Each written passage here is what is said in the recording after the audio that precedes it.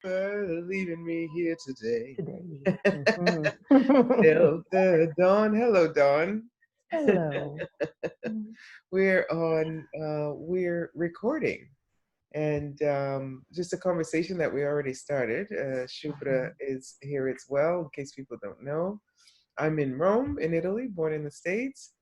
Shubra's born in Delhi. Were you born in Delhi, Shubra? In northern India, and now living in southern India, in Bangalore. And Dawn, I was not born in Delhi, uh-huh, in Punjab. in Punjab. Cool. Right, That's near Chandigarh. right, I've been to Chandigarh and on the border right, of right. Punjab before. Yeah, Correct, correct. amazing. And I had street food, and I was doing some magic on the street food. I was like, okay, I really would like to try you, like these little balls, and they bathe them in water, in milky water or something. And I Mm. was like, okay, body, come on, you gotta be able to deal with this. And I did. I had two. And then my body was like, okay, we're done. I was like, okay, but I've tried it and it was great. Yeah, it was awesome. It was awesome. And Dawn, you're in Colorado, right? Yes, In yes, Denver. yes. In a Actually, very I'm down in the Four Corners area, Durango, right in the Four Corners where New Mexico, Utah, and Arizona come together. right, Yeah. right. I've actually been there. Is that near the Hoover Dam? Close. I mean, it's a jaunt away, but yes, it's Yeah. close. Yeah. Mhm. It's like so Yeah. much about the United States is so huge and vast, and Mm. I've been to many and almost most the countries in the world, and um, in Europe for sure, and not all the states in the United States. So what Yeah. is going on there now? Wow. Well, as I'm sure you all are aware, a lot of protesting and other things going on. I live in a corner where things are very, I don't want to really say quiet, but they're much more, they're at a very small um, perspective here. Like it's not that's huge downtown. We have small people who are protesting, small protests and that kind of thing, but it's been very peaceful. Um, and I get a lot of my information by uh, Facebook and looking at some other things online. I don't have a connection to the media per se. I don't really, that is not my source of information that I take in as being real and how I discern and value what's going on in the world. So I just ask a lot of questions. I research and do some things on my own. And yeah, so when the whole situation came out with Mr. Floyd and watching a lot of that, I was brought to my knees in a way that literally shocked me. I almost like God smacked, I guess. Like I don't in my world create having a lot of racism and people who are um, feel separated, and it's very inclusive in my world and connection happens. And so I was blown away by the amount of it still out there. I was just floored. And for probably a week, I was in tears, and I'm an artist. And so I was working on a piece, and all I could do for 6 hours, I kept trying to get something on the canvas and nothing would come. And I just put paint on there and was rubbing it around, and for like a half an hour, just trying to feel some comfort or massage to make the world feel better somehow. I am very collected, connected to the collective energy of the world. And if I had not done my own personal work through many years, I don't know that I would be here. It just sometimes is very heavy and hard and can feel a lot of the suffering on the planet. And so I'm doing my work now. I'm on the other side of choosing to be here consciously and really asking, what is it that I can do to create the change? And that's I have a tattoo on my foot that actually says I'm being the change. So that is my conscious commitment and what I am choosing to do here. So that's what prompted me in reaching out to you. Yeah, and I just want to say when we met in 2016, I always have the most loving memory of you in my heart. Because even if I've got to say, I might have passed you by on the street and not recognized you physically 4 years later, but energetically, like your heart, it's just always been, every time I saw your name and when you would ping me, I'd be like, Dawn, Dawn, yeah.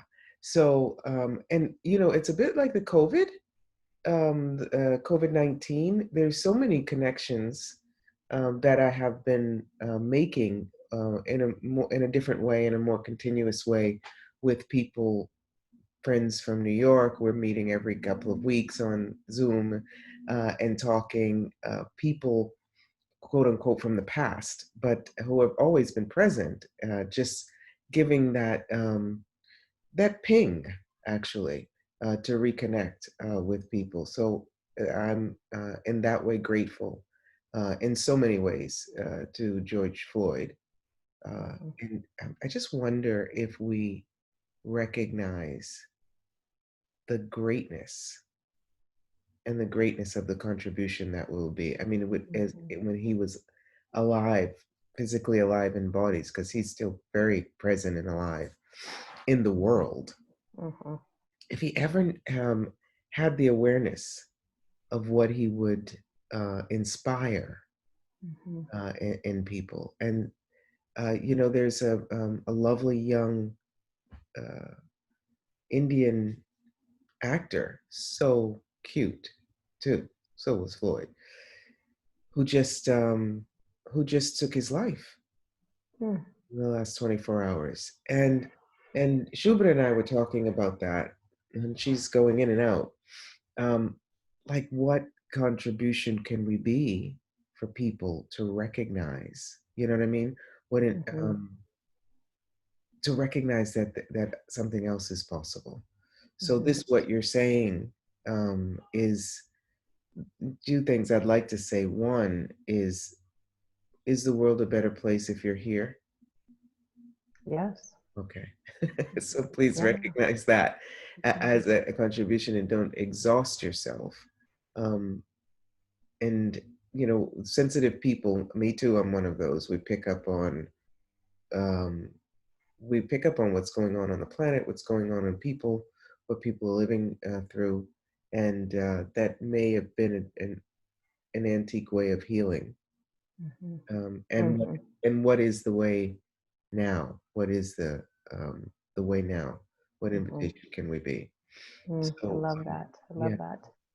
And that's in going through the week, I, was definitely asking questions, and, what was mine, what isn't mine, and really getting a sense of what was feeling so familiar to me, what was really hitting me internally, and the piece that I knew for me, and this is kind of my point of view on how I see things unfolding, is that it's more than just what we're seeing on the streets, with the political system, which is an area that needs to be, transformed and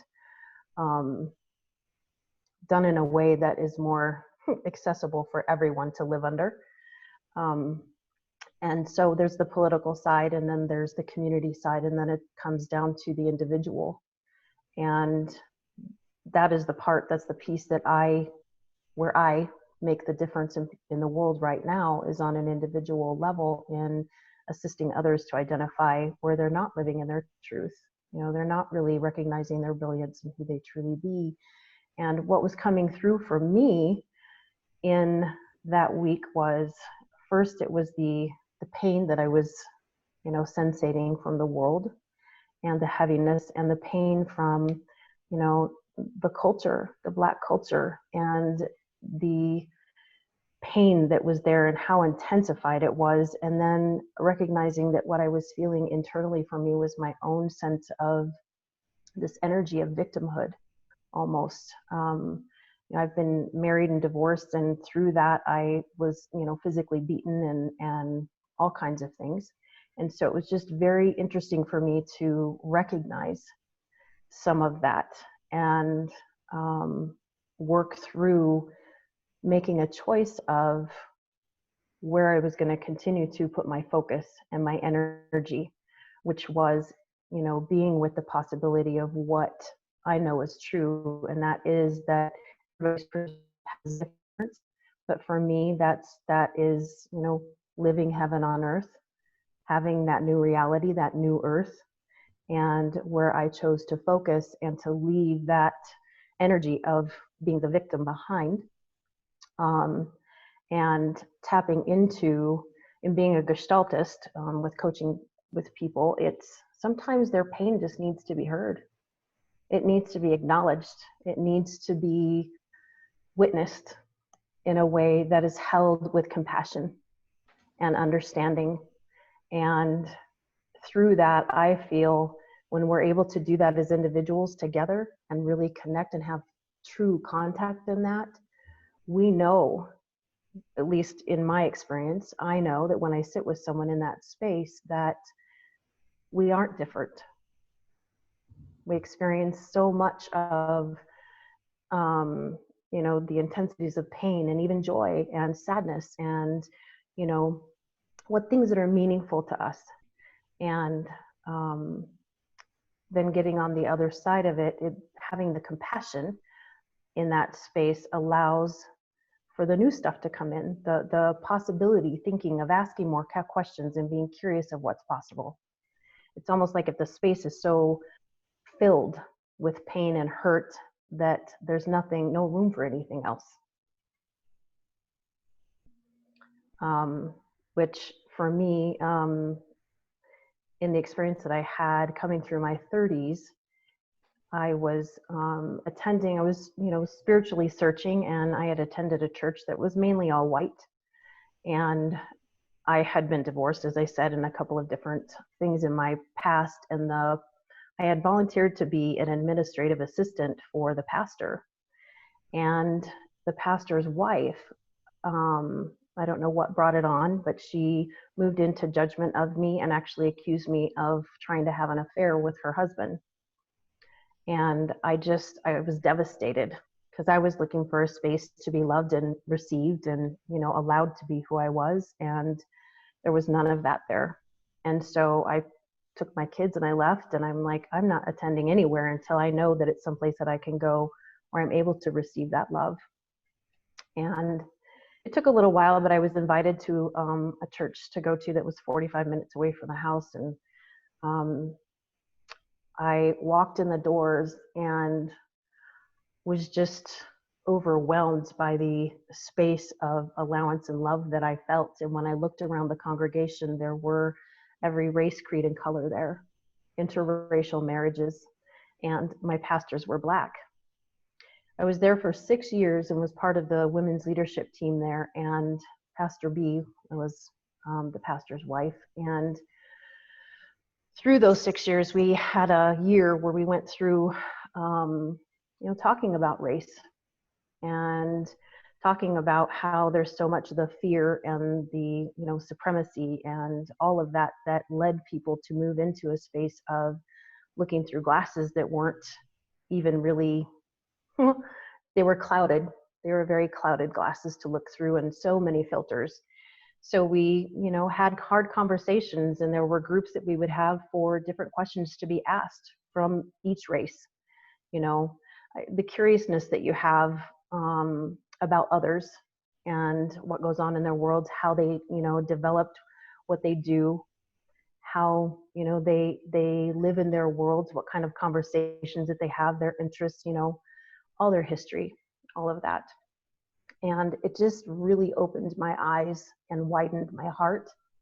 The pastor was the first man that my husband now today that, pardon me, that we've been married for 30 years, was the first man that had ever really shown him what it was like to be a humble man and to submit yourself to something other than, a leadership of another man, so to speak. It was more of, he was the expression of if I humble myself and ask and allow myself to be molded and allow myself to grow and become more, what else can be possible for our world? And so I just have a very near and dear place in my heart around that. And when my mother had died, I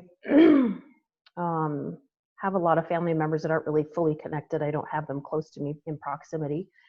But when they came to her service and my pastors got out of the car, I could feel everybody's eyes were on me, and I can't even remember who it was, but in my ear they go, well, who is that? I'm like, that's my other family. And they were my pastors to come and do my mom's service. And so I could feel the amount of judgment that it was even raising up in that moment. And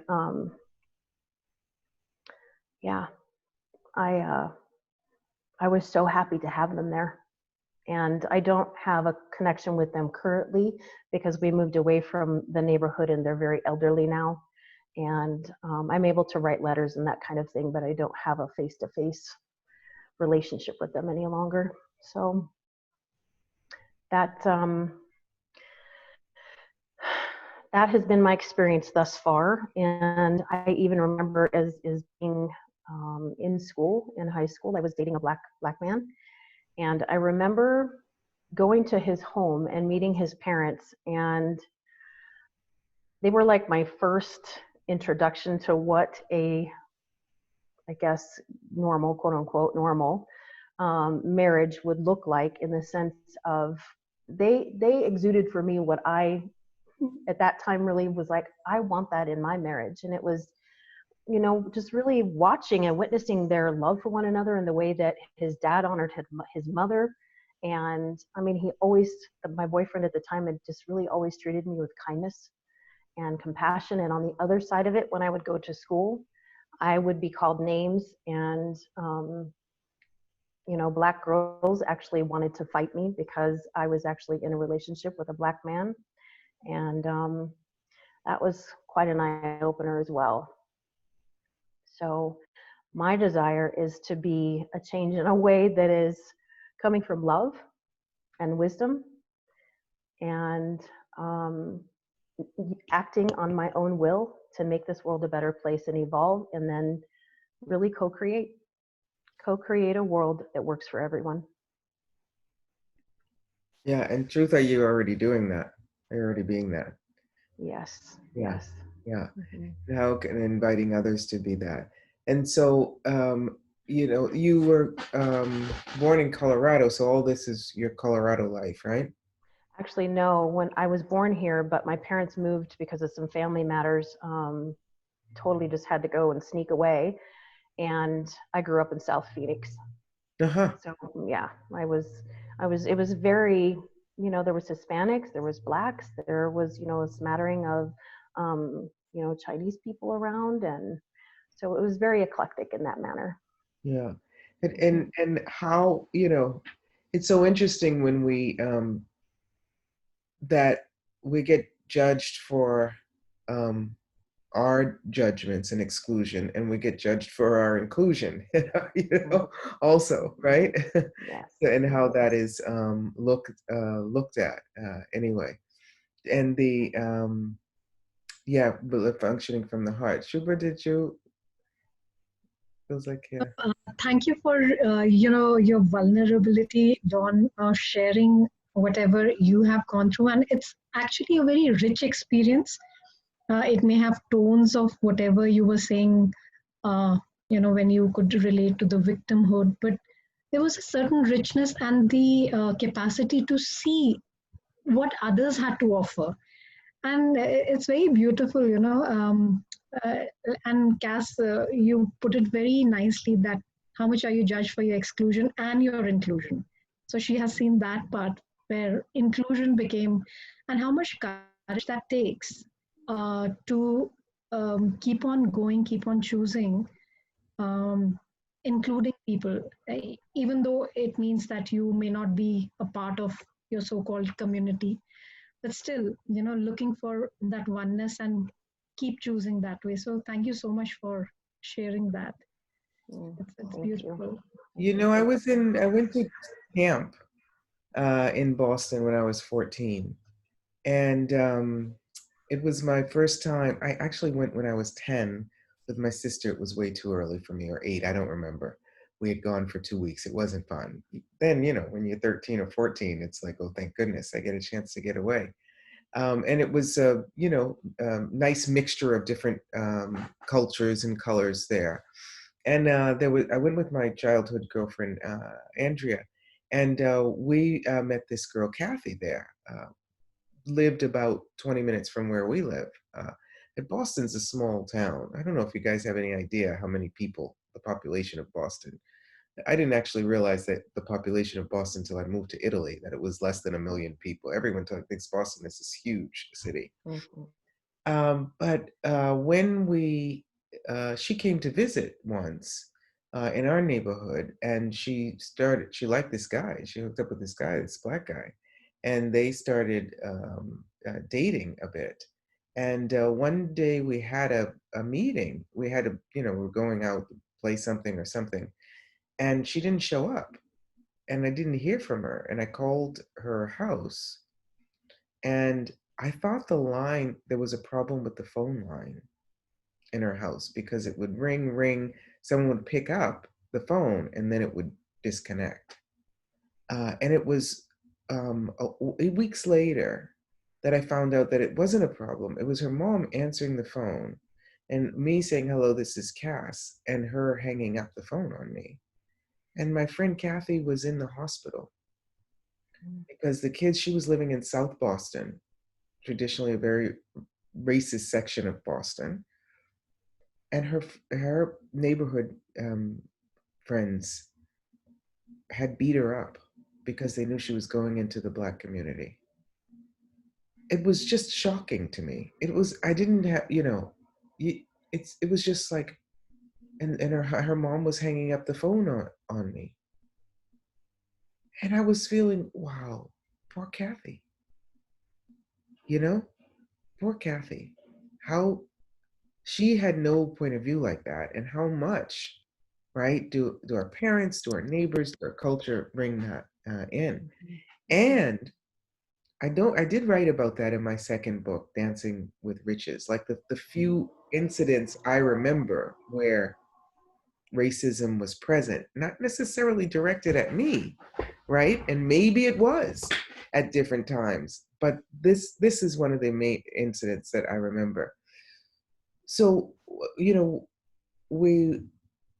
people may not be racist or segregist, but they may have some memory that they have covered up, implanted in them, that gets activated,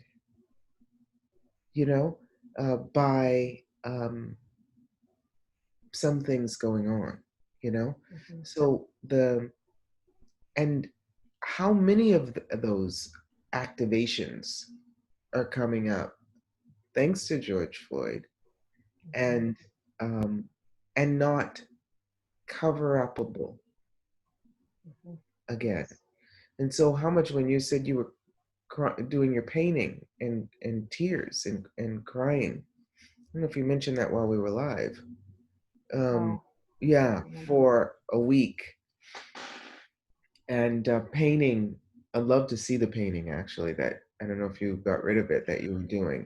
How much of that was you actually, like it happens to me when in spring, when the flowers start opening up and the pollen starts going around, and I'm sneezing and crying, and how much of that opening up of all of the implanted, covered up, and I just was listening to a psychologist talk about dehumanization. Whether you're a battered woman, battered men, some women beat their husbands, right? Battered man, someone who has been subject to racism, how much of that is coming up? And Shuba and I have been talking about this with a couple of people. The caring energy that you are the caring space that when it comes up and comes out, there's a caring space up there to receive it. And that's what you were talking about, right? With your sessions also that you do. Yes. And I remember I said to a girlfriend of mine, Annie, Italian American from the Bronx, she was going into prisons and you know, teaching prisoners how writing skills and you know, and my girlfriend Andrea, she's freeing, you know, Free Her. She's got an organization like getting, you know, women out of lockdown and out of jail and changing prison. And I'm always like, I can't, I can't work on the front line like that. I would just be in tears the entire time. You guys are so amazing. And my girlfriend Annie said to me, Cass, there's those of us out there that are breaking up the darkness with points of light.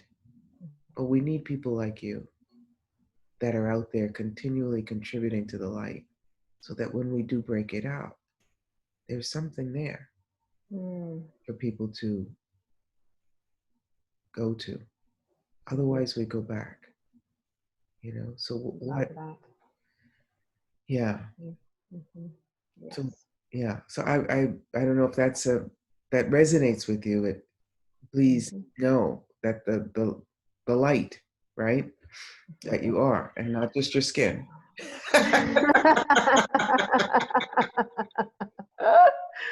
I'm talking about inside, honey. I'm talking about, you know what I'm talking about? The light inside. Yeah, I do. You know what I mean? Like the light, the resonance. Yes. Yeah. Yes. And I recognize that, you know, this world is primarily based on a lot of polarities.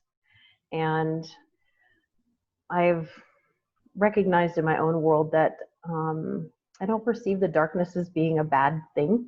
I think that there's destruction that needs to happen in the darkness. And I feel like that's what, you know, Mr. George Floyd actually did, is he busted a hole.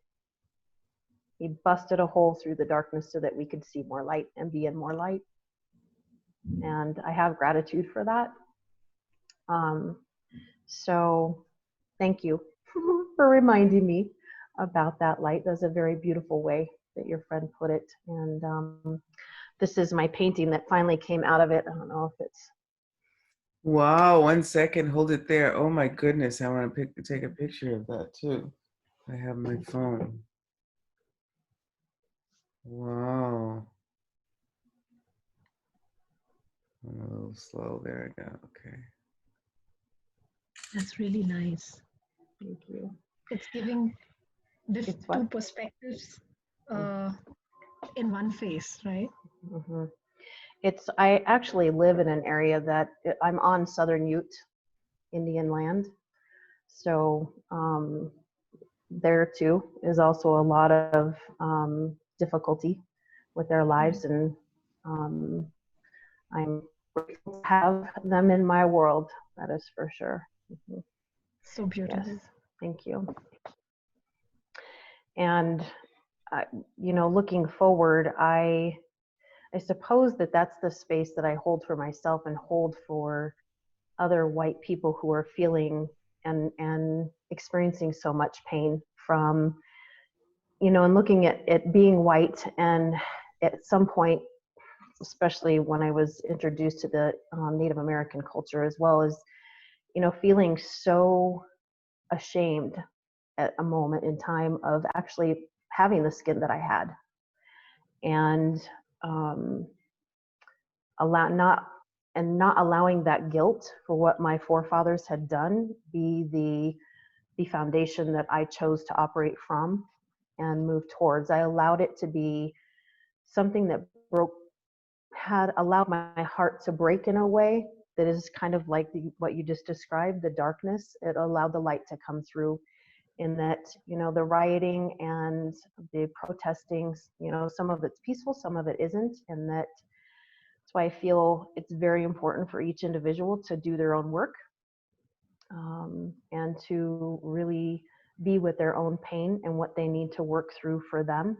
on an individual basis, because the only way that it's going to change in a community on that psychological side is for more of that lightness to come through their darkness.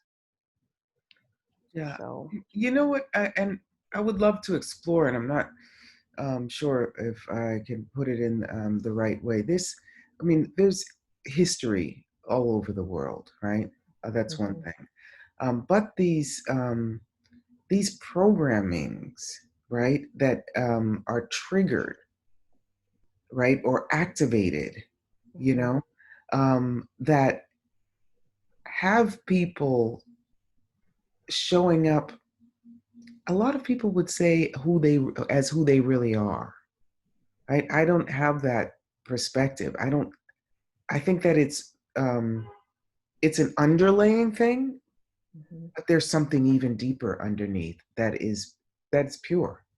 mhm, But they have been so conditioned, and we'll be talking with a lady from Gabon who's in Africa, who's living in Belgium now, about her kids.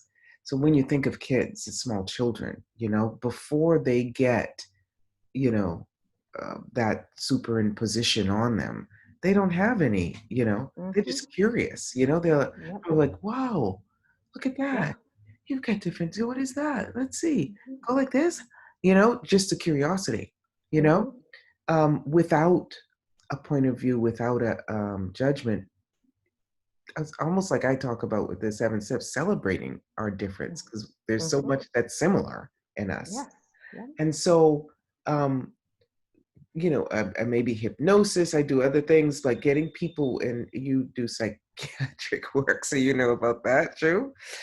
Yeah. Um, Getting how do we get to the essence of people?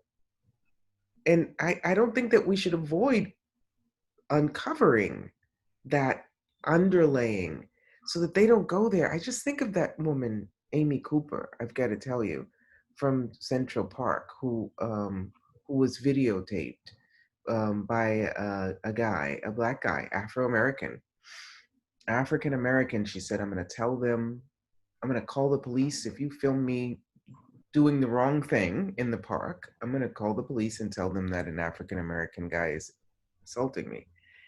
It just didn't feel like her, but it was a go-to implant. I don't, who knows if she ever in her life ever said anything like that, but it was there. So just continually putting icing on the cake and strawberries and flavors and our feeling, well, you know what I mean? Looking delicious and stuff. I get that there's something that needs to be uprooted, and it may not be a peaceful time of that Mhm, uprooting, because just like you said, and I'm sure you know, Shubra, that when you liberate someone from something, and we do, we all have done energetic body work. You've both done body classes with me, maybe in the same year, but anyway, do you know that she knows Ratan Deep, Dawn? You do? Oh, Oh, oh, Of course she oh, does. Yes, yes. mm, We've been, yes, yeah. He was in Colorado with me. We met yes. together. So we do this oh, process, this access consciousness process called MTVSS, Molecular Terminal Valence Sloughing Systems. It's amazing, right? And sometimes people, in order to access the freedom of their molecules, they have to go back. There might be an area where they've had pain. They actually might have to go through the pain again. But they've Mm, covered, and it's so, for me, it's a perfect example. right. But they've covered up. And so how much pain have we covered up, mhm, sedated, so that, we may be even walking with a limp or not exactly well, but at least we don't have that huge pain. But if mhm, we really are willing to let it go, get rid of it, eliminate it, and eradicate it, right? yep. Then we actually may have to go through it again. Mhm, Yeah. yes. Doing the body work that we do with massage, the neuromuscular work, it's trigger point therapy. And so more more often than not, it's an area that has been in pain, has had pain for a while, but because it's been, covered over or smoothed over, it tends to radiate out to a larger place. So I have a very specific way I work with people that way, and more often than not, it's it's super painful. And I have to really walk them through, breathing, being with, taking them to the edge, not enough to tip them off, to make them like move, have their body actually move into a place of defense. And I feel like that's what so much is happening right now, is that everybody has like moved into the defensive position, of not everyone, but there are those who have that as their strategy in order to deal with what they're dealing with. And for me, I educate as many people as I can that, pain is just a doorway. It's just a doorway, and it's going to be there. And you get to choose whether you're going to walk through this doorway or you're going to stay on the other side. But if it stays on the other side, you're not going to be free from this. And so it's a total choice.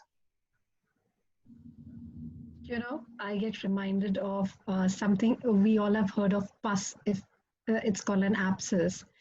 If an abscess happens, then try as you may treating with many drugs. If it's very deep seated, the only solution is incision and drainage. Mm-hmm. And once the abscess is drained, it starts to heal. But till that time, it's very painful. So, when the wounds are very deep seated, sometimes it gets worse before it gets better. And this is exactly, maybe who knows, that kind of a situation where the pus is just oozing out, and let it ooze out before it starts to dry up and the body starts to take, like the whole mechanism starts to take over and starts healing with that kind of a love and affection which Dawn has and people like Dawn have. So what else is possible here? Mm-hmm. Mm-hmm. Yeah. This whole incident is like that, drainage of that abscess, which has been wounding people for so many years. And what did George Floyd choose to be that kind of an ambassador to finally, kind of puncture that thing and make that shift, like somebody was saying, that this shift has connected people all through the world this time at a different level. So I wonder, what it's going to create now. Absolutely. Yeah. And this I can't breathe, right? Yeah. Right. Like, I get chills every time I say that. And how much have we been living without breath? And so, creating a planet of the walking dead. Yes. True. And when we start actually breathing, claiming the right to breathe, right? Yes. We deserve it. We're here, we've chosen it, we deserve it. And I love that we actually all three in different ways. I'm going to just I will definitely use that in my classes too. So thank you guys, I'm just saying. But also in my awareness, how I do a lot of stuff with the communication and with bodies, and how much information does our body give us? Do we have access to through the body? And when I talk to people, I said, you might be looking at making something better in your kitchen or in your garden or in your room. And it will have a parallel in a much larger sense in the world and in your life.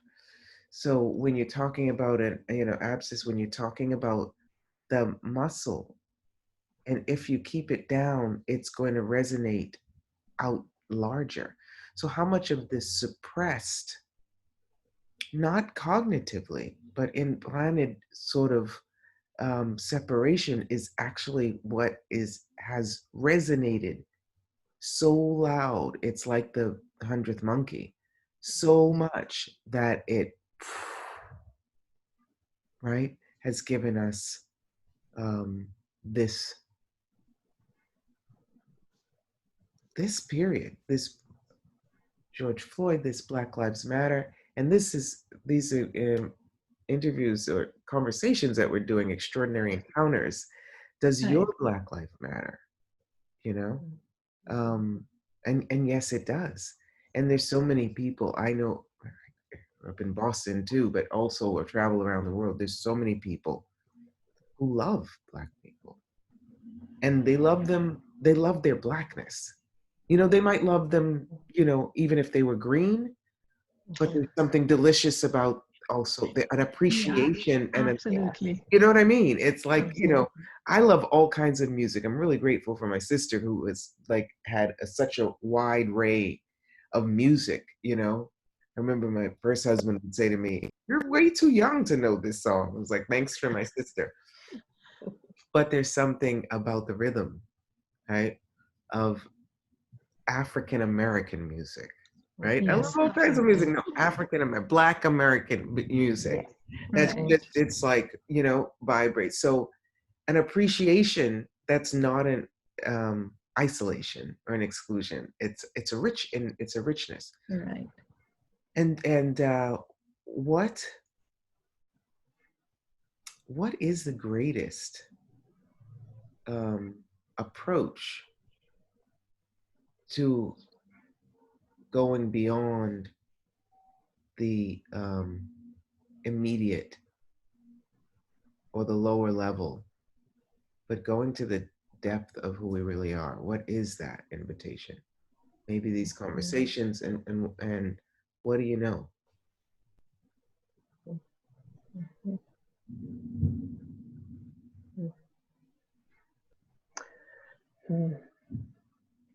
So what I get is that at this point, I mean, when you're really sick and tired of something, I mean, which has been going on sometimes at the back of the whole thing, you know, at the backstage, now come in the forefront.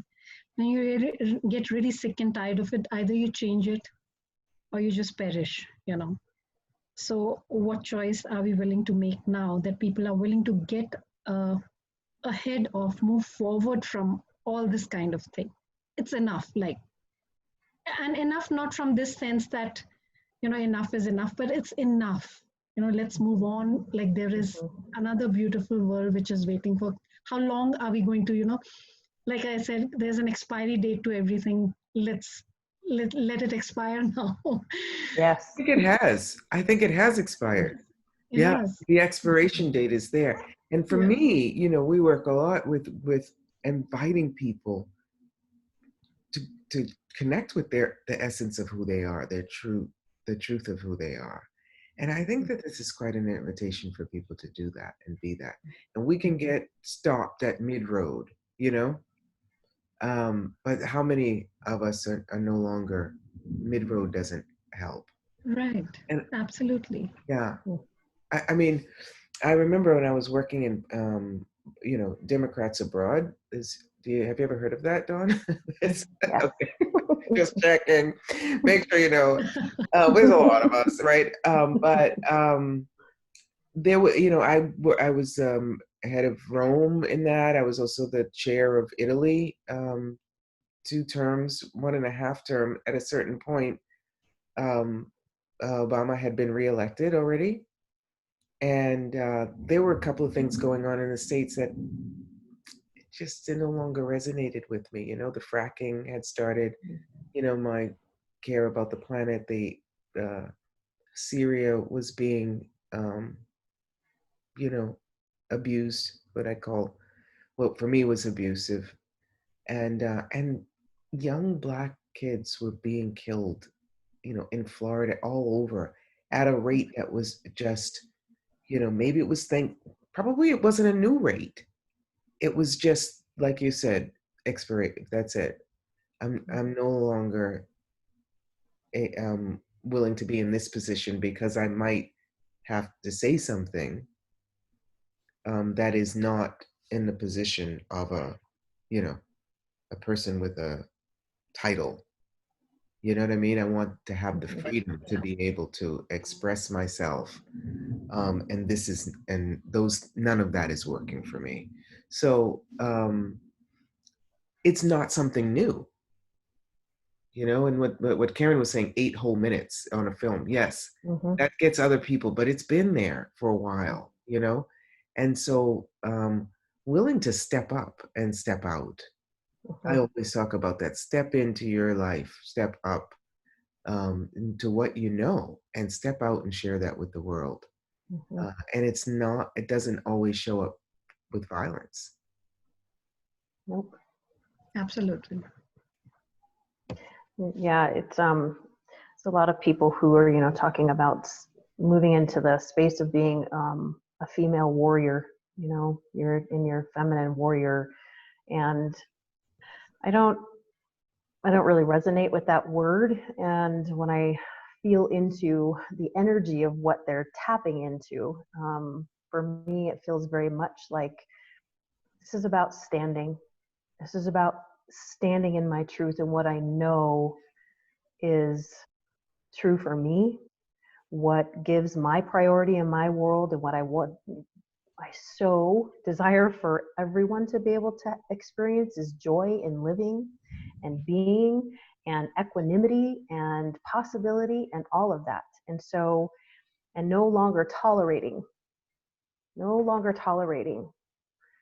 the suppression and keeping people locked under, for whatever reason, whether it's, the programming of fear or, what we've been taught as kids or whatever it is, that it's just time to stand up now and no longer tolerate any of that. Right. And how much like warrior, for example, people think that it's like strength has two definitions. One is an active strength and one is a passive strength. So somewhere I read that um, the the tree, the one that is swaying above the ground, is the one that is actively, being strong. But the roots are the ones that are holding that tree, or the rail, the bridge. The locomotive is also made of that iron, which is the active part, and the bridge that holds that has that passive strength. So, warrior, for example, I would consider Dawn also like a warrior only when she had the courage to keep on choosing, despite being, having the all the chances of being excluded from your community or being looked down upon. That also is like a silent warrior going on choosing whatever there is. And it does. Gandhi, he was a silent warrior. Like he stood up, he didn't make any noise, and yet the Britishers had to leave. So that there is that kind of strength also, and how much of that is also required, Mhm. you know, and how much of that also creates. So yeah.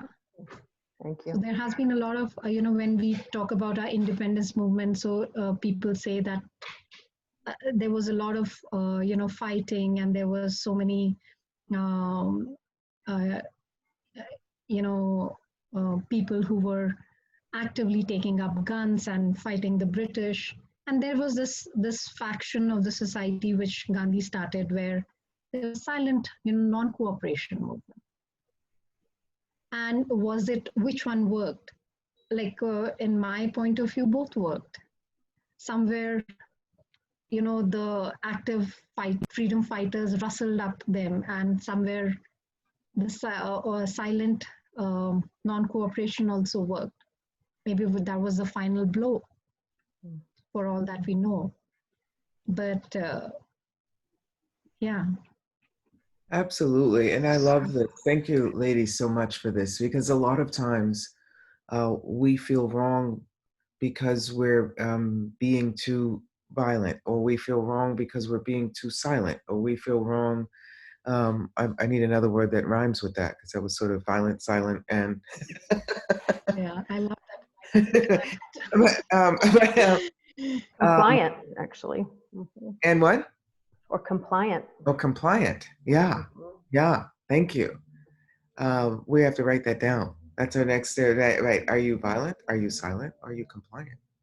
Mhm. But whatever it is, like we call it your unique brand of magic, whatever it is, if you're truly connected with you, with the essence of you, and you're stepping up, you will step up, and you will actually play the role that's being asked Mhm. of you. Yes. Yeah. Yeah. And how that shows up, we'll definitely see. But please know God, Allah, Buddha, no, the universe, Mother Nature, you know, Mhm. the Jim, everybody, everything has your back. Mhm. You know, Yes. I heard that something about that. How much uh, is this actually lightening up the world? Right. Yeah. Absolutely. Mhm. And if there's one wish, if you were wishing on a star, upon a star, what would that wish be, Miss Dawn? Mm. I'm wishing on a star, Mm. find out who you are. Mhm. I'm wishing on a Yeah. dream. My wish would be for everyone to really be the divine essence of who they truly be Mm. and let it be expressed in a way that is moving us forward, allowing us to experience more peace and more joy, and to really know one another. That would be my ultimate wish, is for all of us to actually know each other that way. Cool. Awesome. So nice. Yeah. Here, here. Yeah. And let's turn up our capacities to recognize in everyone Yes. we meet. Yeah. Even if they're not being it in that moment, the capacity's there. So activate the capacity. And you ladies are magic too, so you know how to do that. Thank you. Woo! Woo. Yeah. Awesome. Awesome. If Mm. people are looking for you and your sessions, how do they find you? Right now, they're going to have to find me on Facebook. It's just Dawn Calahan or Heart and Soul Gestalt. Mhm. Awesome. My website's being redone right now. So, All right. All right. yes, We'll thank you put that in so much, ladies. so much. Such an honor. Honor for us. Yeah. Thank you. It Yeah. was a pleasure. Pleasure. Thank you, Pleasure. Subhra. Pleasure. Pleasure. Pleasure. In class. It was a pleasure. Pleasure.